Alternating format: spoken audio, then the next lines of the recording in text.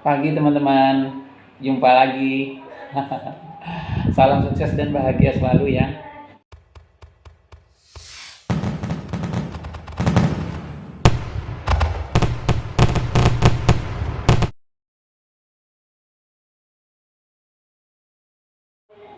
Pagi teman-teman, jumpa lagi. Salam sukses dan bahagia selalu ya. Semoga teman-teman semua diberikan kesehatan, diberikan semangat, bahagia, hingga apa yang diinginkan mudah-mudahan Tuhan meridhoinya, mudah-mudahan Tuhan mengabulkan secepatnya. Amin. Baik teman-teman yang baik, jadi di video kali ini saya akan memberikan satu rahasia ya, yang kemarin itu kenapa kok kita sudah kerja keras selalu gagal lagi dan bisnis gagal lagi, ketipu lagi, merugi lagi dan lain-lain ya. Nah di video kali ini bagaimana merubah dari gagal menjadi sukses. Jadi kebanyakan sih sebenarnya ya dari paradigma, dari cara berpikir kita. Jadi kalau kita berpikirnya adalah bahwa yang sebenarnya nih teman-teman, kita berpikirnya harus Tuhan itu yang nomor satu. Ya, jadi tipsnya adalah bagaimana merubah gagal menjadi sukses. Siap. Kalau kita melihat dari judulnya ya teman-teman yang baik hati ya. Jadi kira-kira kita pikir bersama lah, apa mungkin Tuhan yang membuat kita gagal? Kira-kira adakah rencana kita dilahirkan ya, kita diciptakan oleh Tuhan kita, dan Tuhan merencanakan untuk kita ini selalu gagal rugi ya, marah-marah. Kira-kira ada enggak seperti itu? Pastilah ya, kita tidak berani memikirkan bahwa pastilah Tuhan ya yang Maha Pengasih, Maha Penyayang, tentu akan memberikan terbaik umatnya kepada kita semua. Karena Tuhan Maha Pengasih, Tuhan Maha Penyayang, tentu kita ini, Tuhan menciptakan kita ini, ingin kita ini sukses dunia dan berjaya di dunia dan di akhirat. Seperti itu substansinya harus kita ambil dulu ya teman-teman ya. Jadi kalau kita pikir ya, benar-benar Tuhan itu sangat-sangat sayang sama kita, melebihi kasih sayangnya kedua orang tua kita. Jadi kalau kedua orang tua kita ini bisakah memelihara kita ya, bisakah sampai lebih dari 24 jam ya, dari kita ada di kita diciptakannya di kandungan sampai kita dilahirkan, next nanti bahwa kita nanti di alam berikutnya, mudah-mudahan kita semua diberikannya karunia mendapat surganya, gitu udah disiapkan juga untuk surganya, kan sangat luar biasa, sangat luar biasa. Jadi dalam kitab kita ya, bahwa sudah pasti semua kitab juga meyakini bahwa yang memelihara kita ini adalah Tuhan. Jadi mungkinkah gitu kan, kalau yang memelihara kita, yang merawat kita ini mungkin setingkatnya presiden gitu ya, mungkin masih ada kekeliruan ya, tingkatnya jenderal mengawasi kita ya, mungkin kita masih kecolongan. Tapi tingkatnya Tuhan dengan jutaan miliaran malaikatnya kan gitu ya. Jadi tidak mungkin sih kecolongan. Tidak mungkin Tuhan itu lalai bahwa Dia itu Maha memelihara kita. Nah, jadi sekarang ini kalau gagal, ya ini ya pertanyaannya. Jadi apapun yang terjadi, next kontaknya Tuhan harus percaya dulu Tuhan sayang sama kita, gitu. Jadi sebenarnya kejadian-kejadian ya, mungkin kita ya merugi di suatu usaha. Ya, rugi satu usaha itu sebenarnya jangan juga menyerah ya, percayalah setiap kesulitan pasti ada kemudahan ya, mintalah sama Tuhan kita. Nah di sini sebenarnya kita disuruh meminta. Nah Tuhan itu tidak senang sama kita yang sombong tidak meminta.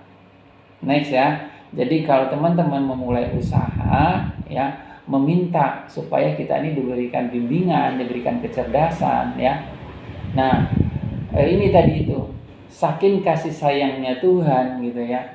Bukan saja memberikan jalan, bukan saja memberikan petunjuknya dalam kitab-kitab kita ya, kalau Muslim kitab Quran, kalau non-Muslim ada yang kitab Injil. Ya, sudah pasti bukan saja Tuhan itu menurunkan petunjuknya ya di Quran, tapi juga bukan saja menunjukkan, bukan saja membimbingnya. Membimbing itu dalam artian kan hanya menunjukkan dalam Al-Quran terus membimbing ya, tapi menurunkan malaikatnya untuk menolong kita.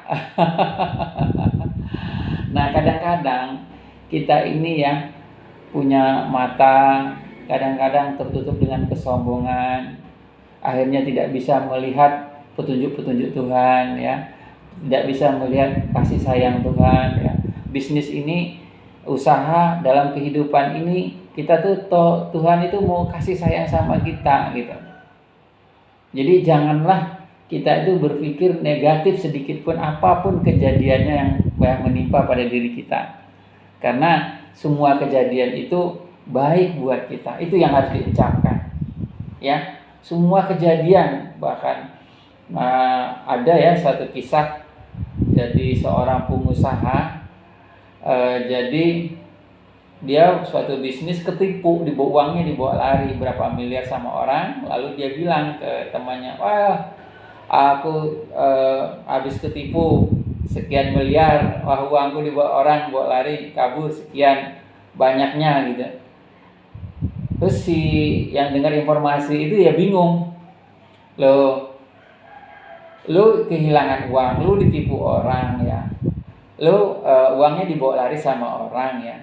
Terus kenapa kok senang-senang ya? Kenapa kok kayaknya tidak ada beban?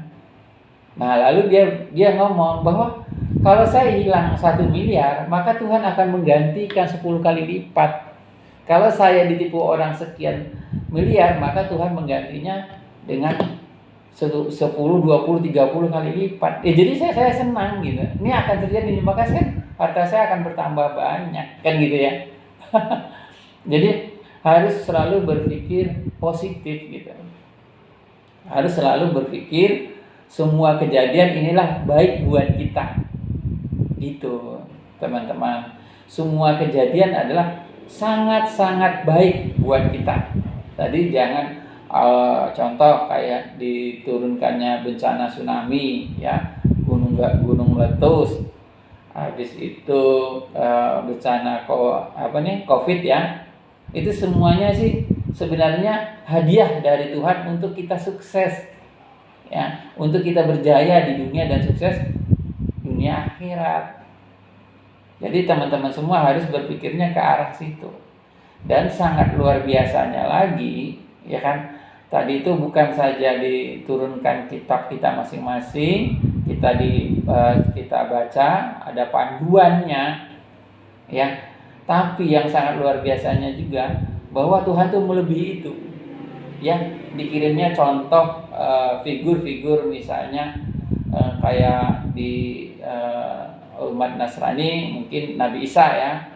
Nabi Isa, kalau di Muslim kan Nabi Muhammad ya, Nabi Muhammad Rasulnya yang mengirim, Tuhan itu mengirimkan figur, kamu kalau mau sukses kamu harus seperti ini loh. Kamu kalau mau sukses berbisnisnya seperti orang ini loh, seperti Rasul loh, seperti ini. Seperti apa Rasul gitu, berbisnisnya seperti apa gitu ya. Jadi diturunkannya seorang figur gitu ya, diturunkannya seorang figur ya, kalau kamu mau sukses seperti ini. Karena Rasul itu ya sebagai toladan, kan udah jelas ya, sebagai toladan itu sebagai contoh. Jadi ngapain kita harus nyontohin motivasi lain ya, pengusaha lain. Cukup Rasul aja sudah sangat keren itu, sudah sangat luar biasa ya, contohnya sangat luar biasa ya. Jadi saya pernah cerita sama teman-teman, bertanya sama teman-teman, apa itu bisnis ya. Terus teman-teman menjawab bisnis itu adalah tentang usaha yang saling menguntungkan. Oh, semua dari teman-teman menjawabnya bisnis itu adalah usaha yang saling menguntungkan. Next, kalau kayak gitu, saya tanya berikutnya lagi, siapa yang paling diuntungkan? Wah, sesama, dia bilang. Jadi semuanya diuntungkan, baik itu pembeli, baik itu penjual, baik itu konsumen, baik itu distributor, baik itu yang memproduksinya, semuanya yang terlibat dalam bisnis itu sama-sama diuntungkan. Dia bilang gitu. Tapi saya pikir ya teman-teman, kadang-kadang ada orang yang sudah dapat 1 juta, aduh merasa rugi. Mendapat 2 juta, aduh merasa kenapa enggak 3 juta, mendapat 10 juta ya, kenapa enggak sekian. Terus bisnisnya menjual propertinya dapat fee 2,5%, kepengennya 5%. Jadi yang ada tuh rugi aja ya kan. Enggak semua usaha itu untung, berarti kan tergantung orangnya mau menerima enggak kan gitu ya, dengan hasilnya. Siap. Jadi itu sudah jelas ya. Akhirnya bilang teman-teman tadi sama usaha bisnis yang saling menguntungkan. Nah, saya bilang kalau ada suatu contoh bisnis yang misalnya dijual rumah, dijual tanah, dijual properti tanpa perantara. Jadi kalau menurut teman-teman apa penyebabnya? Kan akhirnya saya tanya seperti itu. Jadi teman-teman bilangnya, wah ini karena hilangnya kepercayaan. Next lah, banyak jawaban teman-teman seperti apa. Ya, jadi saya tarik kesimpulannya saja deh, biar teman-teman tidak membias ya. Sebenarnya figur yang rasul itu tadi, dia kalau berdagang, jadi bilang teman-teman tuh kalau rasul itu berdagang, jadi dia tidak mengurangi timbangan. Jadi dia tidak berkata barang itu yang muluk-muluk, apa adanya, jujur, ya, tidak mengurangi timbangan. Terus untungnya tidak untung, tidak terlalu banyak ambil hasil ya, tidak untung terlalu besar ya. Jadi kayak sistem Cina, kecil tapi kali banyak, seperti itu maksudnya teman-teman. Tapi semuanya benar, tapi yang paling benar adalah ini, bisa ya camkan ya teman-teman ya, ini sebenarnya. Jadi sebenarnya adalah Rasul itu dia berdagang kepada manusia, itu kelihatannya ya, dia menolong orang itu kelihatannya, tapi dia menghakikatkan ya, tapi dia berimajinasi, tapi dia berpikir saya ini berbisnis sama Tuhan ya. Saya memberi makan orang itu sebenarnya memberi makan makhluk Tuhan. Nah itulah dia tadi, dia tuh berbisnis sama Tuhan, dia tuh menolong hambanya Tuhan. Semuanya yang dia kerjakan, semua yang dilakukan, semua aktivitasnya, semua ibadah, bukan saja ibadahnya, semuanya dilakukan untuk Tuhan. Jadi dia berbisnis sama Tuhan. Coba bayangkan ya, kalau dia berbisnis sama orang, kenapa dia sopan, kenapa santun, kenapa dia tidak membohongi orang? Karena yang dilihatnya itu ada jiwa, di dalam jiwa orang itu ada Tuhannya gitu ya. Jadi memandang makhluk lain, memandang teman-teman lain ya, memandang pedagang-pedagang lain, memandang konsumen, itu memandang satu jiwa yang datangnya dari Tuhan, sehingganya dia tidak bisa berbohong karena ada Tuhan di dalamnya. Itu teman-teman kuncinya.